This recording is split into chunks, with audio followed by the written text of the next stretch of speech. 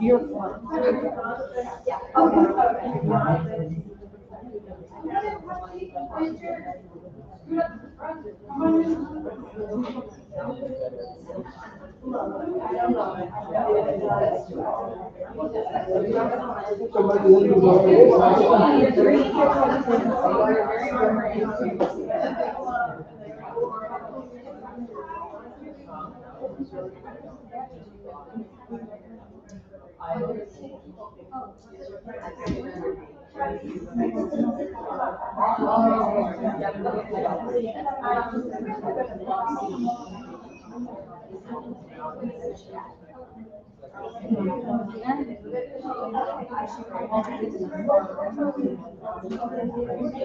we talked about that yesterday, and said, because I also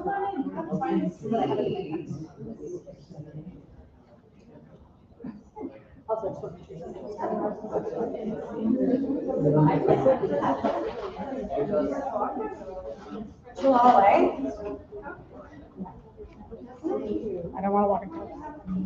Every we can walk.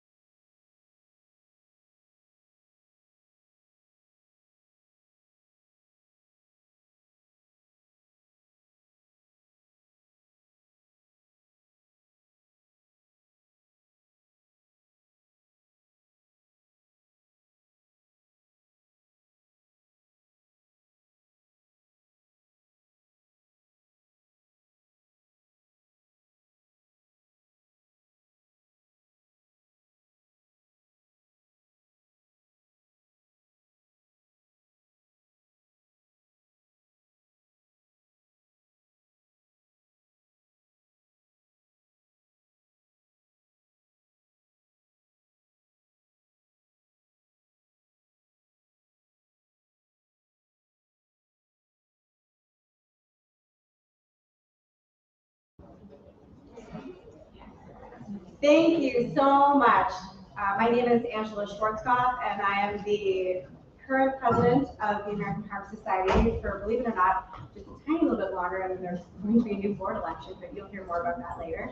I wanted to just take a moment and welcome you all to this conference. We have been waiting for it. We have been dreaming about it for years, and we're finally here all together. Thank you so much for being here.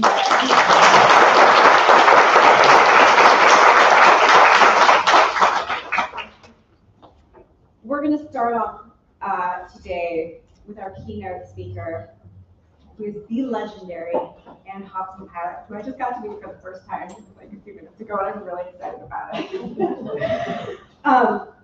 Ann Hobson-Pilot is going to be fun. She's going to talk about her incredible life and career, and I'm just going to share a few of the highlights from it. She played for 4 years with the Boston Symphony before she retired at the end of the season of 2009. She has done incredible work, like she premiered a concerto written by John Williams. Yeah, you know, super chill. She was a student of Alice Shalafou. She has performed all over the world. She has recorded a number of CDs and documentaries about her life. And she has won some incredible awards, including the Golden Baton from the League of American Orchestras, 2 Lifetime Achievement Awards, and 4 honorary doctorates. She is a gift to our harp world, and I am so honored to be able to invite her up here to speak about her life. Please join me in welcoming her.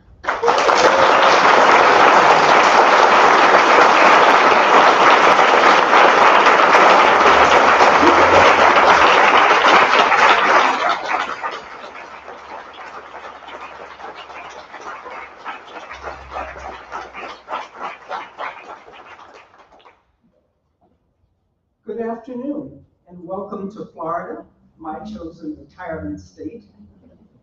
I want to thank Executive Director Catherine McManus, Conference Chair Cheryl Cunningham, and the Board of Directors of the American Harp Society for inviting me to deliver this keynote speech. This is the perfect opportunity to pay tribute to the 3 women most responsible for inspiring my success. My mother, Grace Hobson, my mentor, Edna Phillips Rosenbaum, and my teacher, Alice Shalafou.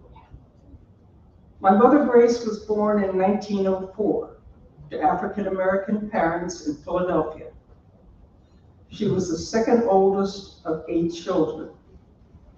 None of her siblings pursued a musical career. She studied piano at age 5 and taught piano at age 12. After World War II ended, my sister Harriet, age 7, and myself, age 5, with our mother Grace, moved to Germany for 4 years to be stationed with our father. My father was stationed, actually, and we went there to be with him while serving in the U.S. Army. Both my sister and I learned piano from our mother while in Germany. It turned out to be a wonderful experience for my mother musically. Grace was coached by a well-known German pianist and performed solos with a few orchestras throughout Germany to rave reviews. As an American pianist, she was brave and courageous. Upon returning to Philadelphia, she found limited opportunities for an African-American female pianist in the 1950s, quoting, "Pianists were a dime a dozen." The Philadelphia High School for Girls was where my mother was schooled, and soon Harriet and I were enrolled there as well. Besides piano, Harriet sang in the school chorus, known as the treble clef. I desperately wished to belong to treble clef also. For my audition, I learned that I had good pitch, however my voice was too soft and lacked volume. This early rejection was not lost on the school's musical director, Dorothy Weir. Our school was one of only 2 public schools in Philadelphia that offered all of the orchestral instruments, including the harp.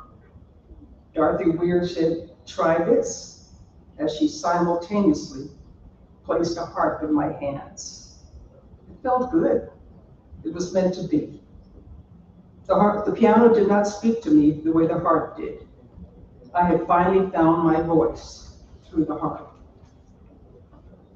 Throughout high school, Mary Ann Castaldo was my harp teacher, who had been a student of Edna Phillips. In my junior year, Mary Ann Castaldo introduced me to Edna Phillips, who would become an important mentor. Edna recognized my talent and proceeded to take over my harp path. She insisted that I study with Alice Shalfo at the Cleveland Institute of Music. Edna was a pioneer in the orchestral world. Prior to 1930, American orchestras were all men, all white, largely European men. So when Edna Phillips won the principal harp job with the Philadelphia Orchestra in 1930, she was not only that ensemble's first female member, but also the first woman to hold a principal position in any American orchestra. Recognizing the extra burden I would carry by being a woman of color in the 1960s, she often said to me, "You know, you will need to be twice as good as anyone else." I understood at those precise moments that the bar of excellence had been doubly raised. As a female pioneer in the orchestral world, Edna Phillips worked hard to support the women who followed her. In a 2013 biography of Edna Phillips by Mary Sue Welch, Edna makes a reference to me. "It always gave me great pleasure to back a good horse." That's me, a great horse. It was one of her favorite sayings. Edna helped numerous horses acquire harps, scholarships, and positions in orchestras, giving each horse a push forward. Edna was on the board of the Philadelphia Foundation and was responsible for my receiving a full scholarship with a woman board to the Cleveland Institute of Music. In reality, it was Edna who was the greatest horse. In 1931, Alice Shalfo became the first woman in the Cleveland Orchestra. She loved to tell the story of how they didn't even have a woman's dressing room, so she had to change clothes in her harp trunk. Throughout her 55 years of teaching, this proved to be a powerful statement. Raised in Birmingham, Alabama, Alice stood at a towering 5'3" tall, if that. In my eyes, she had the weight and height of a giant. Alice mentored me, protected me, and selected me for the most important performances. Her recommendations opened doors for me at the Pittsburgh Symphony, the National Symphony, and the Boston Symphony Orchestra. At the Cleveland Institute of Music, Alice would instruct me and 11 other harp students, including her own daughter, who we lovingly referred to as Little Alice. It was a wonderful move for me because my technique was showing noticeable improvement. I cherished being Alice's student. The story of my incredible success as the first African-American principal player in any American symphony orchestra was big news in 1966 when I became principal harpist of the Washington National Symphony. I was the only African-American principal player in any American symphony orchestra. I was labeled a pioneer and a trailblazer. It was a racially turbulent time in our nation's history. I will never forget the date, April 4th, 1968. I'd gone shopping for clothes in the northern part of DC, almost to Maryland. As I returned, I was puzzled because I was the only car traveling south, but the northbound lanes were bumper to bumper. I turned on the radio to find out what was going on and learned that the assassination of Dr. Martin Luther King Jr. had just occurred that morning. People were fleeing Washington, D.C., fearful of riots and demonstrations, which of course did take place. I remained in my apartment for several days as all concerts and rehearsals had been canceled. It was a sad and frightening time. When the opportunity arose to audition for the Boston Symphony Orchestra, one of the world's great orchestras, I accepted the challenge. Once on board, I became assistant for 11 years and then advanced to principal harp in 1980. My 40 years performing with the Boston Symphony were enormously rewarding. As the principal harpist, I was always aware of the importance of maintaining the highest standards of professionalism. Just before my retirement in 2009, our music director, James Levine, asked John Williams to write a harp concerto to honor me. At first, Williams declined, citing film obligations, but more importantly, the difficulty involved in writing for the harp. He eventually agreed and wrote what I think is a wonderful piece that I have always enjoyed performing.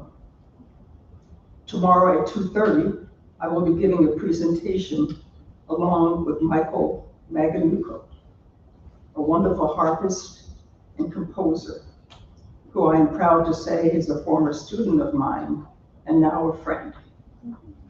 We will discuss the journey of the concerto with John Williams, and it will be followed by a video of the world premiere at Symphony Hall, never before shown.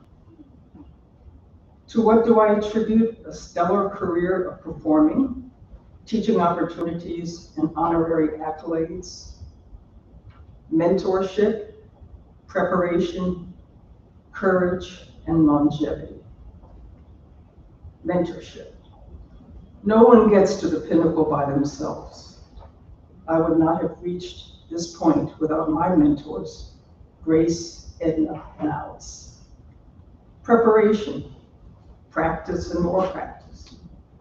Try to avoid a disaster. An error is more obvious when you are the only harpist. Courage. My three mentors were gifted musicians who fearlessly pushed their talent. They became firsts in their field, shattering many a glass ceiling. They were every bit the pioneers and trailblazers that I was to become, but 35 years earlier. They led by example, and I merely followed in their footsteps. Longevity. My mother, Grace, lived to be 5 days short of age 98. Edna Phillips lived to be age 96, and Alice Shalafu lived to be age 100. Each had significant careers and a long life. I stand before you now at age 80 and wonder if the harp has magical vibrational properties that the medical community needs to explore. From entrance to exit on this professional stage, I have cherished every performance and have been grateful for the opportunities and friendships along the way, with an acute awareness that my presence as a first in orchestra halls over the years has reflected an ever-changing dynamic. I have remained focused on representing the harp at its very best. For over 50 years of teaching, I am hopeful that the historic, significant lessons inspired and instilled in me by my three mentors, Grace, Edna, and Alice, have been equally impressed upon my students to inspire their own journeys. I would be remiss if I did not also pay tribute to my husband, Prentice Pyle.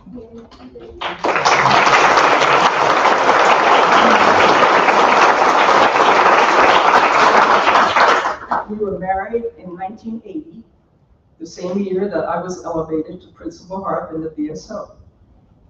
We have enjoyed 44 years of happily married life together, and his love and support has been invaluable in my journey. My sister Harriet lives very near us in Sarasota. She doesn't play the piano anymore, nor does she sing. But our family bonds have always been strong, and it has been wonderful having her friendship and support.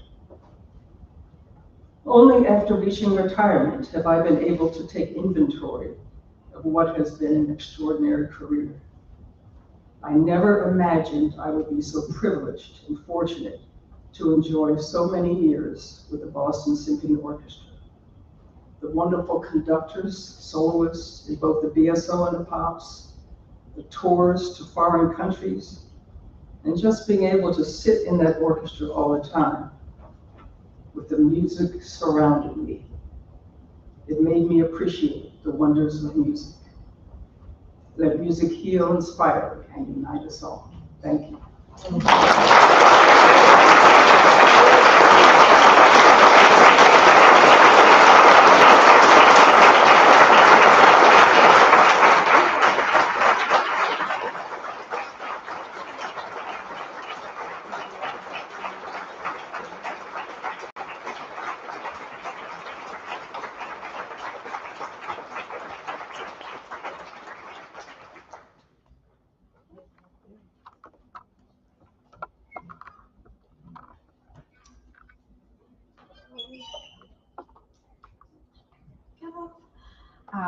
In my excitement to introduce Anne, I forgot to put up her slide. That was really beautiful and moving. Thank you so very much.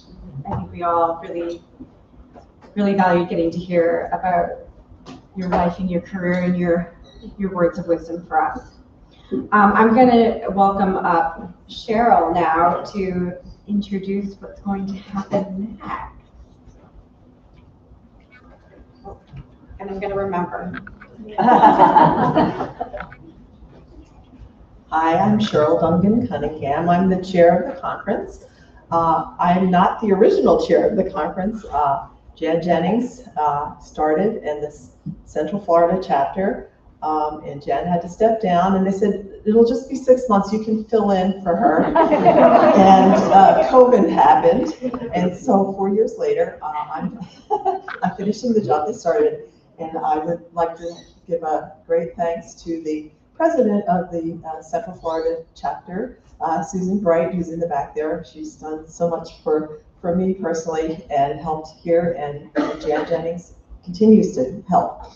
Of course, Jan picked the theme of That's Entertainment, and her goal is for you to enjoy your time here. However, whether it's jazz or classical or world music, that we have something for everybody to enjoy and be entertained by. And in case this is kind of my personal mission, we have, perhaps you saw the posters down the hallway. Linda Rose Hembrecher created and designed them, and we have an accompanying exhibit in the Legacy Room that has even more pioneers in the world of jazz from as far back as the 20s. So if you can take a stop in there and visit that, that would be wonderful.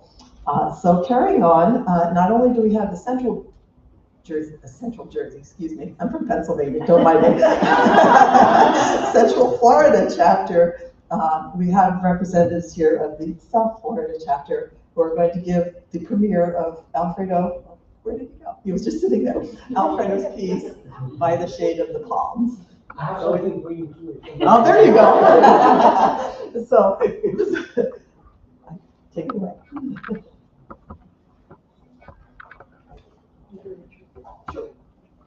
Excuse me. Hello, everyone. My name is Nancy Donahue, President of the South Florida chapter of the American Harp Society. We are very pleased to represent our chapter as we perform the world premiere of this ensemble piece, By the Shade of the Palms, a commissioned work. Celebrating our chapter's 50th anniversary, actually it was in 2020, but an event known as the pandemic delayed this Orlando conference and our performance of this composition by 4 years. Our chapter's origins actually began with the Cuban harpist Margarita Montero Inclán, who in 1961 immigrated to the US. Given the political climate in Cuba at that time, she had to leave everything behind, including her harps and music. She triumphantly made a life for herself in Florida, and among her many accomplishments, she founded our local chapter, becoming its first president. Like typical second and third generations of immigrants, our chapter began to lose focus on its origins, and most of the music we played did not reflect the cultural background of its founder.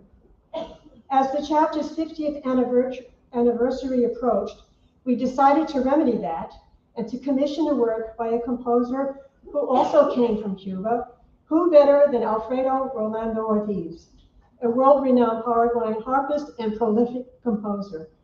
The result is By the Shade of the Palms, and we present it to you today.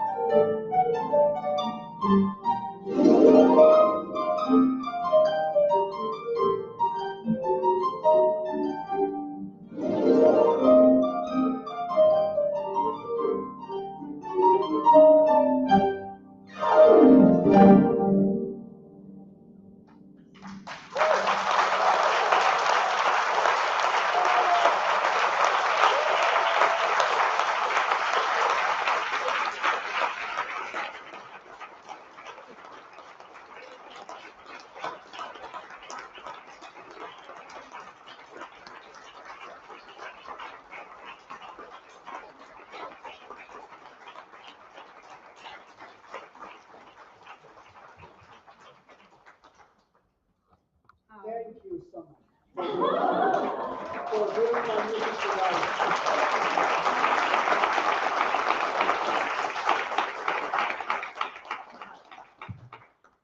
And I was about to say one more time, or we should say thank you to the performers and, of course, to our composers. So thank you so much. They're gonna have to move again. And Alfredo's going to be here, I believe, all week, and you can visit with him in the exhibition hall. So make sure you stop by and chat. All right, so I'm going to officially call our meeting to order. The meeting size now. So this is our 2024 annual membership meeting, calling it to order at 2:38 p.m. Eastern. And the first thing, our big housekeeping item that we need to do today is approve the minutes of the 2023 annual membership meeting. You can find that published in a draft form in the American Heart Journal Winter 2023 edition. And first thing I need to do is ask if someone can make a motion to approve these minutes. So Oh, Cheryl, thank you. And I see Riza has offered to be our second. So thank you very much. We can now have any discussion or questions from the membership about these minutes. Calm down, guy. Thank you very much. Well, then I'm going to call for the question and ask those here to vote if you'd like. All those in favor of approving the minutes of the 2023 annual membership meeting? Raise your hand, just say aye. Thank you. Are there any opposed? Anyone wishing to abstain? Can you tell I've been running meetings a lot lately? Thank you so much. That passes. I really appreciate you taking a moment to do that. I would be remiss if we didn't take a moment to acknowledge that today our membership meeting falls on Father's Day. This is a picture of my father wearing his Heart Roadie shirt that I made him probably like 20 years ago. And I asked him if he would mind if I put it in my membership meeting slides. And he said, sure. And then he took that really adorable photo. I just want to take a minute and recognize the members of our Heart Society community that are fathers, whether they be performers or supportive partners or heart movers or any of the above or beyond. We welcome you all to being here with us today, and we appreciate you very much.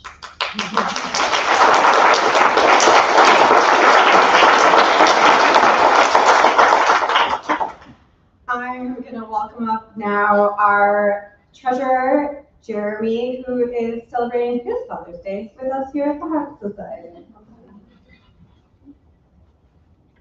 Yes, go call your fathers after this meeting. I got a call from my son today. I was very excited because I think he forgot about me, but he didn't. And apparently, I need a new picture because this is. But remember, this is my Father's Day. That's how I used to look. So anyway, this is the treasurer's report, and I'm happy to report that we have the funds to meet our financial obligations for the upcoming year, which is always a great way to start a treasurer's report. We have, as of May 31st of this year, which was when we kind of did our reports, we had $103,990 in cash reserve. I never have that in my personal account, so it's too big a number to say normally. In our funds functioning as endowment, we have $465,760. And in the Papalia Fund Scholarship, we had $99,998. It has gotten those $2 at least of interest, so it's now over $100,000 because we like nice round numbers. Like many organizations, we are working through the recovery from that COVID time that we had, which was also fun for all of us. But as Cheryl is great proof that, you know, this conference was supposed to happen during that beginning of COVID, and it's recovered well and it's already starting out great. So we're very happy about that. We have had a little bit of a dip in membership, which of course affects the income side of our treasury, and we're doing a lot of things to increase our membership, and we have some new group memberships that are available and some wonderful new programs. So if you are a member and you love being a member of the Harp Society, I would encourage you to talk to your other friends who are harpists, or to your students, or to people in your chapter who may be members of your local chapter but not members of the national chapter, because there's so many programs that are available to everybody when they become members of the national chapter. We have the chapter ambassadors and the grants programs and competitions and lots of great things. So please take advantage of those and help support the Harp Society by doing that and encouraging some membership. And you can also always welcome to take financial support too. There's lots of great programs that are, if they're really things that you're really passionate about, you can, we are happy to give you a tax letter and a tax deductible donation to help support the Harp Society.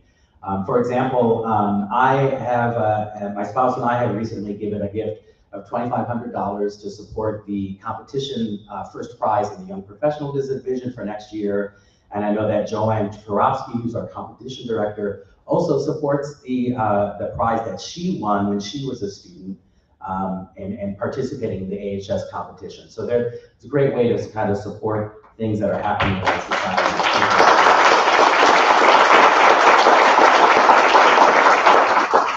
And in addition to that, we're going to start this year kind of refining, we have a strategic plan that we revise every 5 years or so, and that's on the schedule right now. So in this upcoming year, the board of directors is going to look at some things that we can do to support, to figure out where we want to put our money in it, because I think the budget is often the primary policy document. And so as we work with the strategic plan and figure out what's important, that will help us inform what happens with our budget and what we want to do to steward the membership fees that you all pay. And so in the fall, you should be expecting, around October is our schedule, you should be expecting a membership survey that will come out. And please do fill that out when you have that opportunity, because that will help us make the best decisions for what we can do to support you as members. And so we know you get a lot of emails and a lot of communications, and it's easy to kind of delete those, but please don't do that for the membership survey, because we really want to know what is important to our members so that we can further support what you all want to do, because it's a membership supporter organization.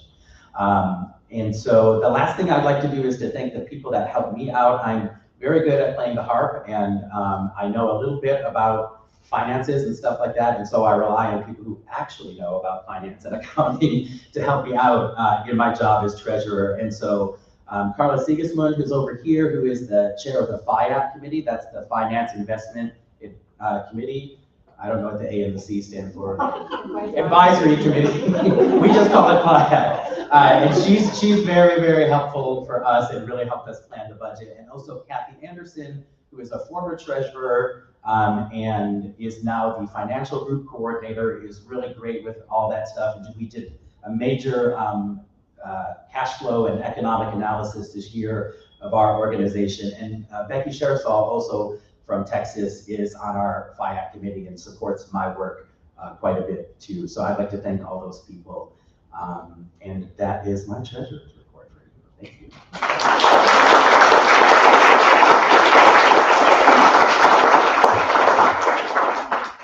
Thank you, Jeremy, both for that beautiful treasurer's report and for your financial support of the American Heart.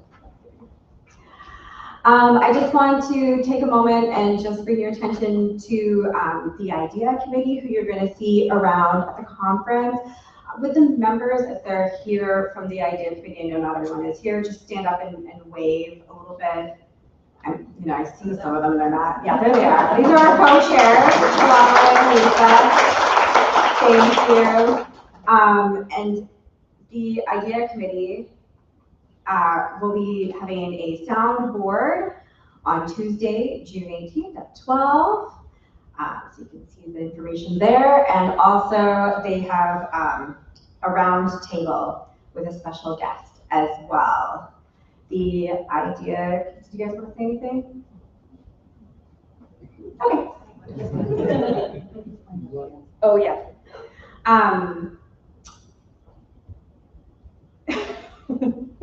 I was like, the I stands for identity? Oh my gosh, it's inclusion, diversity, equity, and access. Whew, I should know that. And that's the acronym for the committee is IDEA.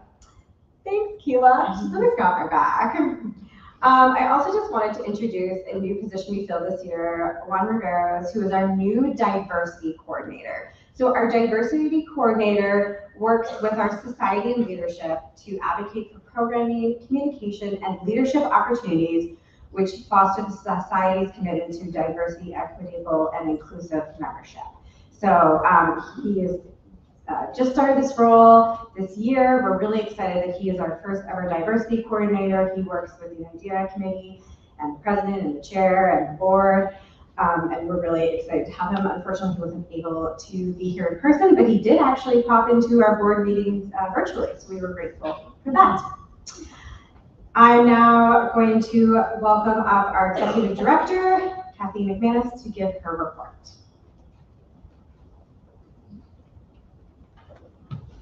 Good afternoon. I am delighted to see so many people here. There are about 85 people watching right now online, which is great, and a standing room only crowd here, so we're thrilled. I want to talk to you a little bit about our membership. Jeremy mentioned it's down a little bit. We're down about 100 from last year, and several years ago we were over 3,000. So this is something that we all need to work on. And if you love what we do in the Harp Society and these events and our programs, we need you to tell the rest of the world and encourage folks to join us. We have about 26,000, I wish, 2,653 active members as of today. That number does fluctuate almost daily because people's memberships expire and then other people renew or join. I'm thrilled to tell you that just in the last 2 days, we've gained 3 new life members, which is really exciting. We also have some really exciting news that you hopefully saw in your e-newsletter yesterday. Our membership structure kind of turned into an octopus, and it had all kinds of memberships. So we tried to streamline things. So now there are fewer VIP categories. Our regular membership, student membership, and then the 3 VIP categories, which means you're making a donation along with your membership. And also the life member and benefactor. We are rolling out the fact that now every member can opt out of getting the print journal and save $5. So you will get it digitally instead of in your mailbox. We also have great news for our international members. We're eliminating the difference between international and US members.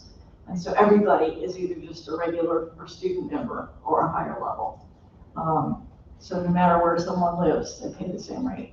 We think this will really help encourage some of our international friends who've joined the Harp Society. We have quite a few Canadians, including on our board. And and so we're delighted. I want to tell you a little tip. This kicks in July 1st. Today is June 15th. 16th. It's been a long 3 days. You can go ahead right now and renew your membership. It will extend your current membership for another 12 months. So it's a really good deal because then you'll be paying this year's rate, not the new rates. Yes, ma'am. Can you go back a slide and clarify the student rate for me? It's a typo. It was a typo. Yeah, 50. The student membership. Because current Oh, one it's is 50. 40. and- Sorry. Oh, it went down. Yes, put a 0 in there, it's 50. Okay. Sorry. My bad, I was thinking about that $5 discount. Okay, so you just log into the member portal, click on my memberships and renew. And when you're renewing, think about those life memberships. The price is going up July 1st. So this is the time to become a life member. We would love to have you that way. So thank you all for being members, for what you do, whether you're an academic, a student, a professional, or someone who just loves playing the harp. You're all important to us. And I want to reiterate what Jeremy said too. When that membership survey comes out, please take your time to really share your thoughts, your dreams, your wishes for the Harp Society, and what we can do to support you, because we're a membership organization. And so our primary thing is to serve our members. So please do the survey, let us know what you think, and you're also always welcome to email me, execdirector@harpsociety.org. I'm happy to hear from you and share your input with the board as we work on our strategic plan. Thank you all so much for being part of the Harp Society.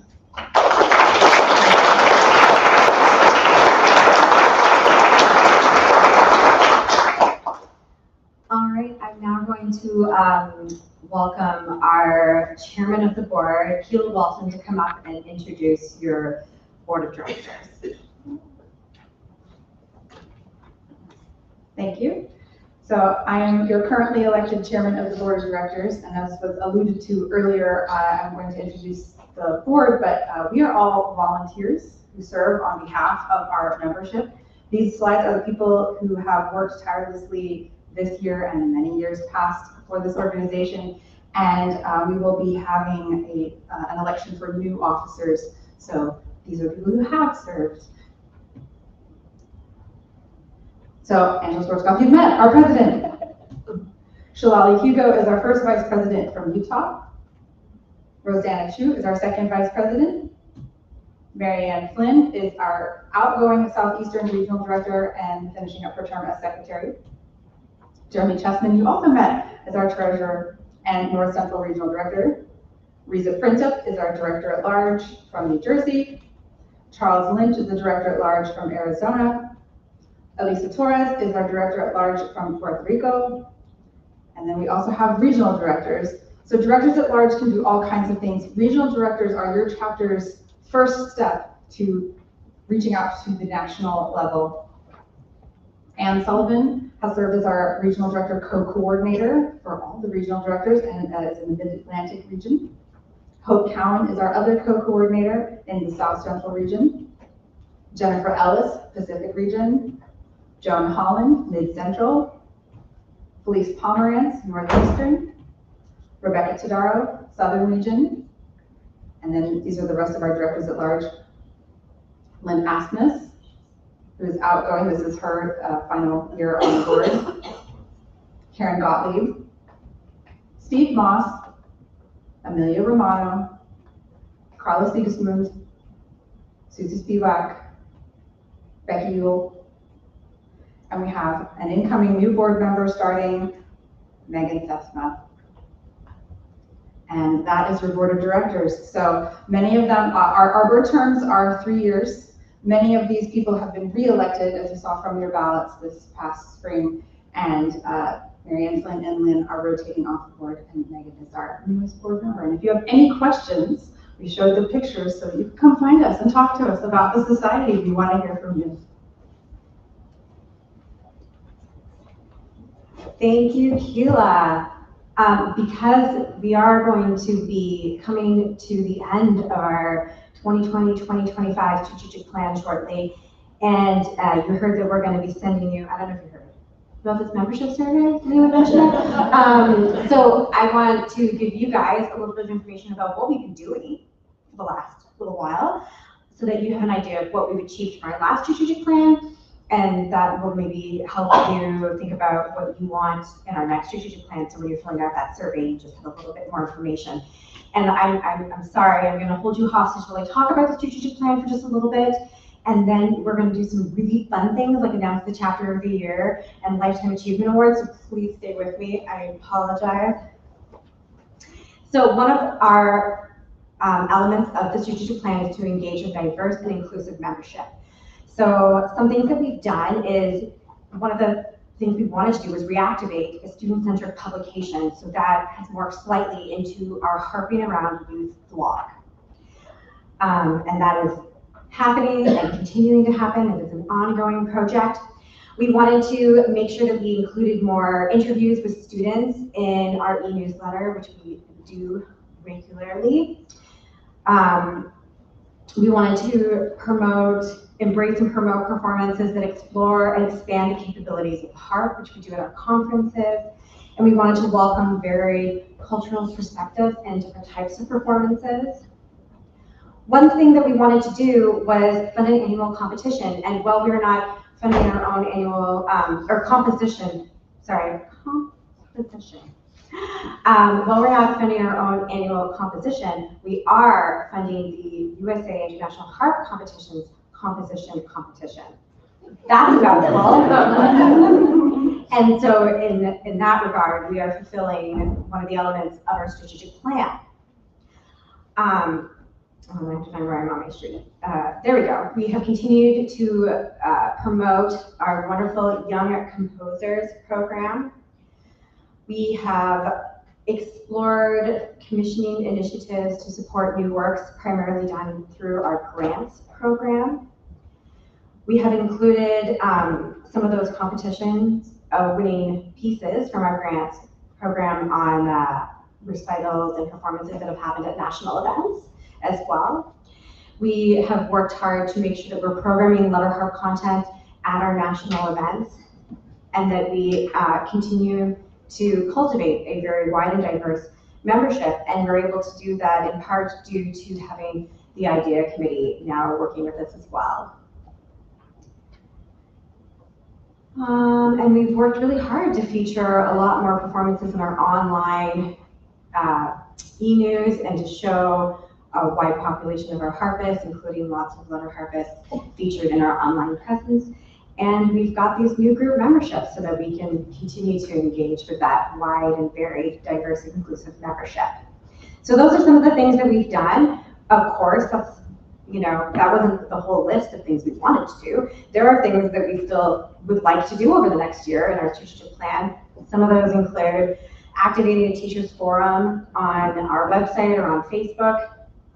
We wanted to have some task force to provide some recommended actions on publications that we have, those sorts of things. So we have a few tasks that are ongoing, but you can see we have accomplished a lot so far in the first 4 years. The next part, I'm so sorry guys. I hope this is interesting for you to see what we have accomplished. We are now going to talk about how we've advanced the knowledge and skills within our harp community. So one of the things we wanted to do was research and propose methods to include professional development initiatives at national events. And we did really utilize this idea in Sioux Falls at that conference. If anyone was there, we had all kinds of things that would be helpful for if you were a band leader or a choral leader, those sorts of things. So we have experimented with that in a previous conference event. We have been working really hard to have lots of participation within our conferences. Sunshine Harp Ensemble, anyone? Right? Yeah? And just making sure that we're opening up and presenting a lot of global perspectives. You're here at this event. Hopefully you're experiencing some of these things firsthand. We have tried to offer at every national event some type of harp jam or open mic. We do have, I think, a Celtic Harp Circle at this conference, so there are opportunities for people to gather and to make music together. We worked to provide mentorship for people who future down the road may want to plan a national event. That's been a really big and important role for us. We've worked to share some of these audiovisual resources on our website and on social media, things like our vlog, and we have some interviews, things like that that you can access. We've worked really hard to strengthen our connection and our bond with the International Harp Archives. We developed a historian position for the American Harp Society. We digitized the entire American Harp Journal, which was huge.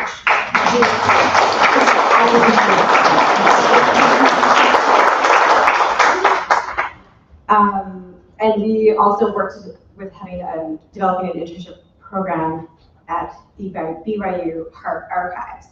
So that's just to name a few things that we've done within what we had hoped to achieve. And there are still, of course, things we wanted to do. We wanted to develop some more immersive tracks within our community. There were some other ideas. We wanted to foster more relationships with other organizations, liaisons. So we have some work still to do, but we've got a really great head start on a lot of the elements within this facet of the strategic plan. Next up, we're going to talk about strengthening connections to American Heart Society chapters. So I think that many of you will likely belong to your own local chapter. So we've created online webinars for chapter leadership to help them develop their programming. We are working to bring together chapter leadership at national events. We have a luncheon for chapter leadership at this conference. We are continuing to work on ways to recognize our chapter's achievements. We currently have a Chapter of the Year award, and we have done things like feature special anniversaries in an e-newsletter, and we're continuing to seek other ways that we can recognize these chapters for their individual achievements. We've got access to regional newsletters on our website. We've worked with chapters to promote their students from young through to young professional through programs like our Chapter Ambassador program, Young Composers program, all these different programs. The Chapter Ambassador program was, believe it or not, very, very new when we started the strategic plan, and we've continued to include it in our programming and emphasize it and run it through this part of the strategic plan. And we wanted to develop initiatives that promote and benefit national membership, and we have worked hard on doing that as well. We have a few things to do still. We wanted to create a chapter leadership forum on social media. We need to work on that some more, and updating and working on some of our chapter templates. Those are some action items that we still have in the works. We're getting there, guys. You're doing so great.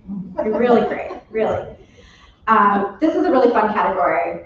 Implement accessible technology, communications, and publications. We have brand new branding that we created in the last 4 years, which you see everywhere. We also redesigned our entire website. And as I said earlier, we digitized the American Heart Journal, and we have a new online membership portal where you access your AHS directory.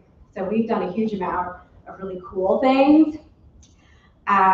We are on an ongoing project of creating an online access to literature databases, and we're working on creating a list of grant committee commissions with links. These things are forthcoming, they're in progress. And we've also implemented the ability to have virtual attendance to our AHS conferences and institutes, just like we have people watching online today, and some people are joining our conference at home as well. So, of course, there are more things we want to do. We want to make some of our International Heart Archives resources more searchable on our website. That's something we need to keep researching. So we will continue on some projects within this category. And believe it or not, you've done very well. We're on the last one. You're doing great, guys. So we wanted to maintain a responsible stewardship of the American Heart Society resources. So we've focused on applying for grants so that we can fund some of our projects, which we have received. We're working on implementing a planned giving option. And there are some things that you can check out on our website for how you can do that and give to the Heart Society if you so wish. You're also welcome to come speak to myself or Kathy McManus about it, if you're interested. We've worked really hard to make sure that our budget actually reflects what our strategic goals have been. So for example, we wanted to fund the Chapter Ambassador program, and so that was done. So we've worked really hard to make sure that those things are reflected well. We implemented a digital discount code to try to make some things a bit more accessible for our membership, and the ongoing and behemoth task of updating our AHS policies and procedures documents, which is something that we live and breathe by, something you guys probably haven't read. It's on our website. It is a fascinating read, and I will tell you that Cheryl over there is the head of governance committee, and she is incredible.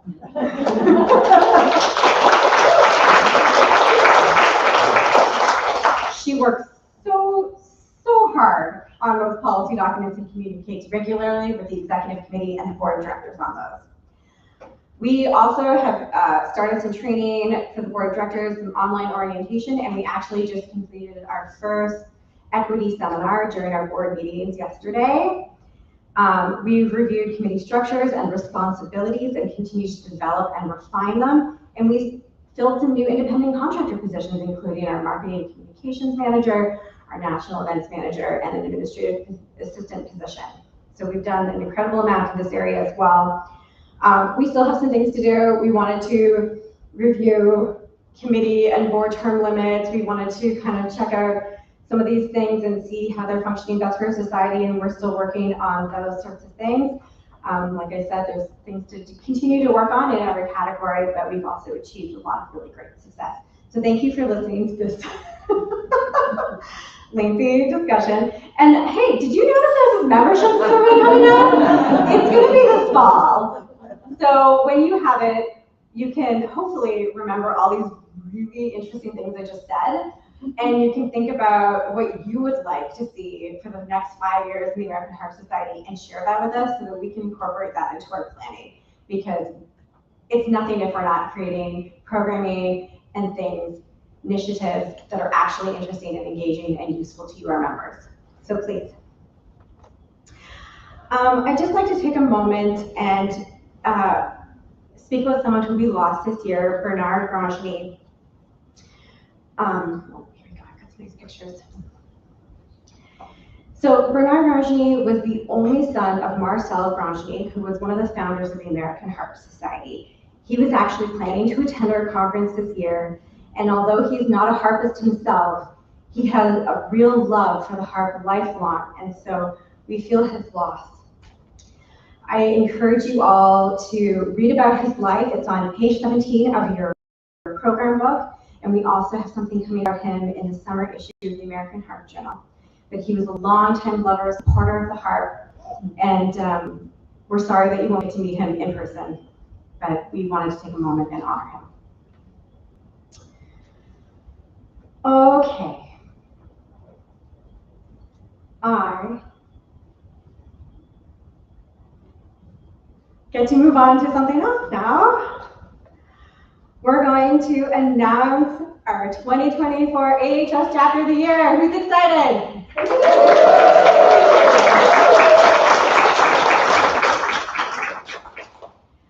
Congratulations to, oh, wait, I thought it was on that slide. No, it is supposed to be on that slide. Oh, Click it again. click it again.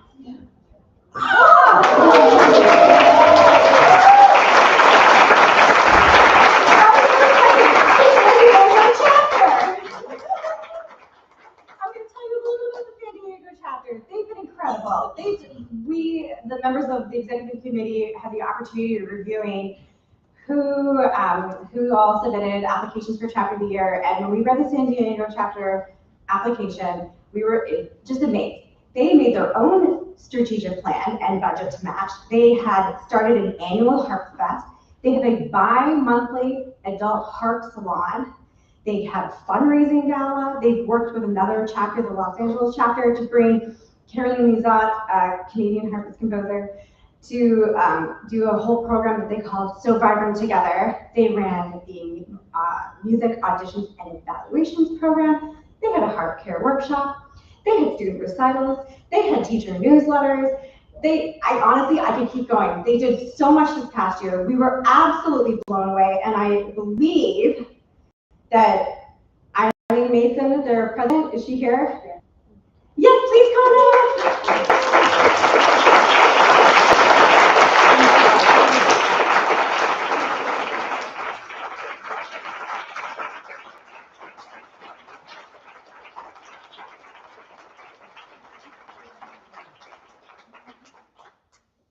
Well, thank you very much for the award. We really appreciate it. We were really excited to hear about it. What I wanted to say is I want to thank all of my board members and everyone in the San Diego chapter who has contributed to this award that we've received. I have said to many of my friends already, I'm really amazed at what diversity we have within our board members and how each and every one, besides being a harpist, each and every one has pitched in and done this or done that. And those of us who are older are, of course, less electronically minded. So our younger members are the ones who have put together mostly the application for us. And we were just really excited to see it. And I think it's someplace. We had a video included with the application, and it may be on YouTube. We'll put it on the website. Okay, that's my lack of electronic knowledge. But again, I want to thank all of my membership, my board members, for all of their hard work.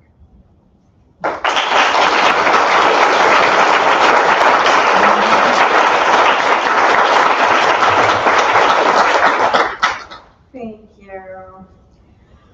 And you can read about our past winners of the chapter of the year on our website. We put up their application materials so that you can get inspired for ideas for what your chapter can do. We also wanted to give an honorable mention this year to the Puerto Rico chapter. They have really done some outstanding programming as well, and the executive committee continues to be really impressed by their exceptional and consistent programming. So we wanted to take a moment and acknowledge them as well.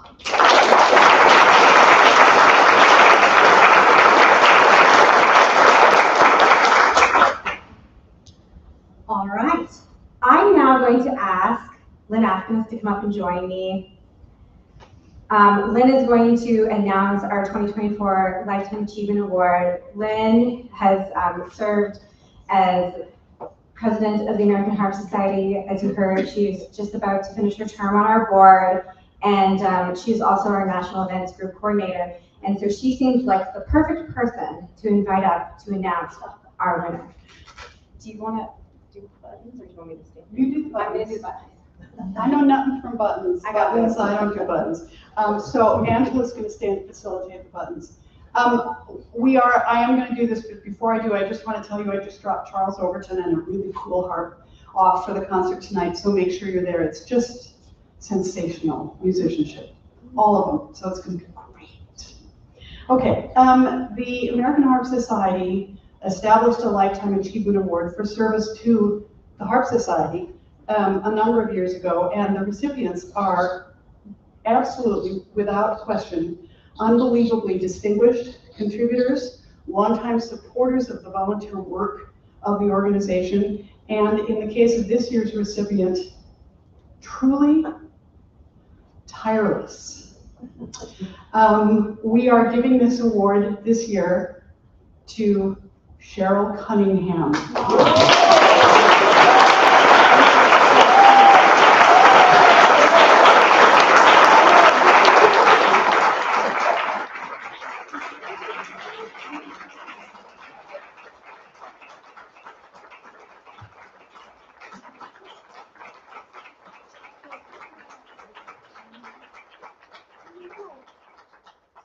Cheryl started life as a normal harpist,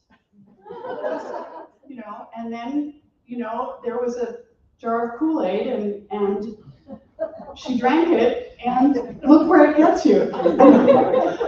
She started her first involvement with the Harp Society. She's a longtime treasurer of the Philadelphia chapter of the Harp Society, and in 2002, probably, the Philadelphia chapter said, let's put on a conference.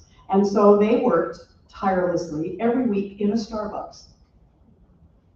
It was the Borders. Borders, it was Borders back then. Oh my gosh.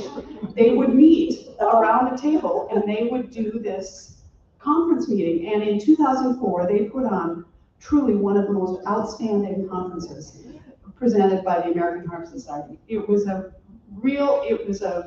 labor of love for a huge number of people, and it was beautifully done. So the problem with that is when you do something that well, the Harp Society comes back and says, how about this? So Cheryl has served on the board of directors for the Harp Society.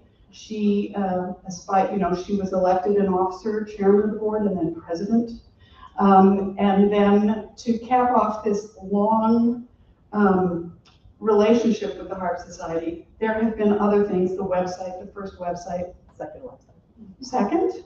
Barb did the first one. We're like, oh, okay, Barb Lefty did the first one. Barb and Cheryl are friends, so there's,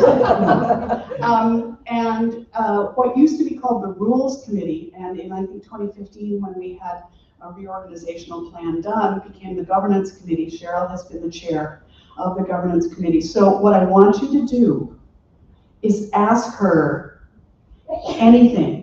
Say, what's the third sentence in the responsibilities of the, yeah, and she'll know. She'll say, well, that's on page 58, it's the second paragraph, and Not this week. okay, you can send her email after the fact. So all of these things, I mean, she's done just a ton for the Heart Society. So back when this conference was being planned, if I'm not mistaken, it was the 18th century when we started. At one point, to assist the Central Florida chapter and support the work that Jan Jennings had done and her chapter had done up to that point, we needed somebody to step in and help. And of course, who did we ask? For Cheryl Cunningham. And you know, it was great. It was 2019. Cheryl said, sure, 6 months, not a problem. I can do that. 5 years later, we're here. Which, this is Penelope.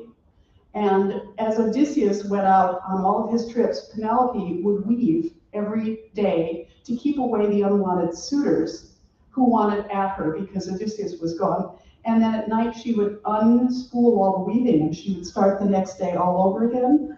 That's Cheryl. Groundhog Day or something. It's like Groundhog Day. She's been stuck in this loop for 4 years. But we are incredibly grateful and really proud, and she's amazing. So.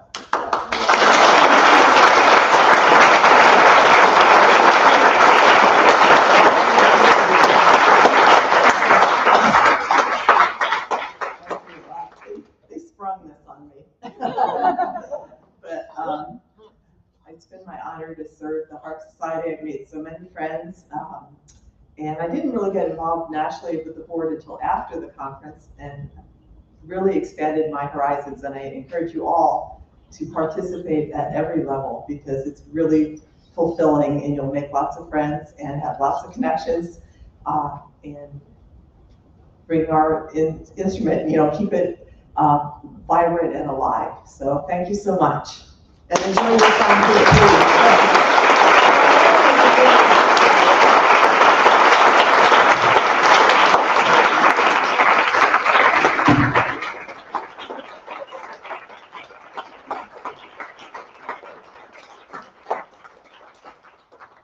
I didn't time my clicking very perfectly. So here's some more beautiful photos. I'll just pause briefly on each one.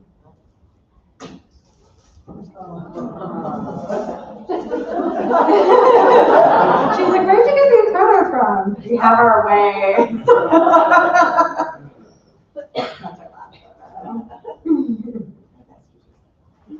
Well, congratulations, Cheryl. We can't think of anyone more deserving. Okay. Oh.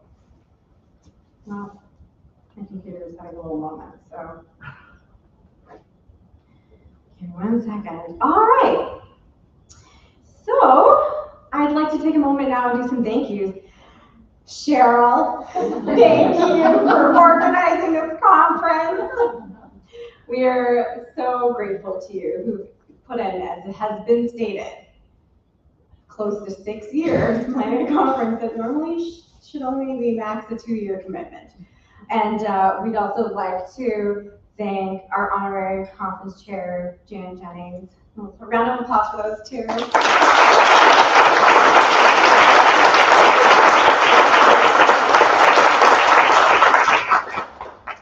I'd also like to thank the conference planning committees, both from the 2019-2020 committee and the 2024 committee. So if you have served on either of those committees, would you please stand up if you're in the room so that we can give you a round of applause?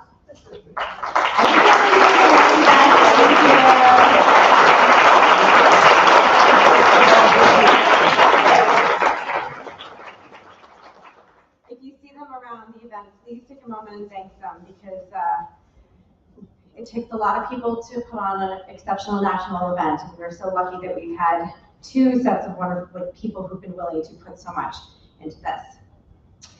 I want to say a special thanks to the Central Florida chapter of the American Harp Society for hosting us. Thank you very much. We are coming now to the very end of our annual membership meeting, and I would like to let you know there's a welcome reception that's going to be happening right outside of this room. And then tonight's performance is a little bit of an adventure. We're going to get on some buses. So we are just want to remind you that we're going to leave at 6. And there, apparently this is the far north entrance. I don't know which way is north, but I do know that it is beyond the Bella Grove Market. So if you know where that is, keep going through the door there, not the main door, the north door.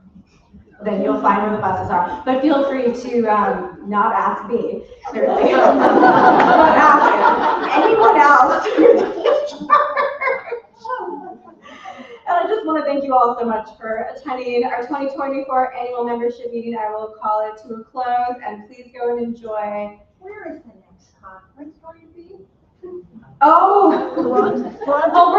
We're gonna look forward to 2026 actually, which is where we're having our One Harp World event, which will be taking place in my hometown of Toronto, and we'll be joined with the World Harp Congress. So please look forward to that and joining us there. And please join us in our reception outside. Thank you so very much. We are adjourned at 3:00 p.m.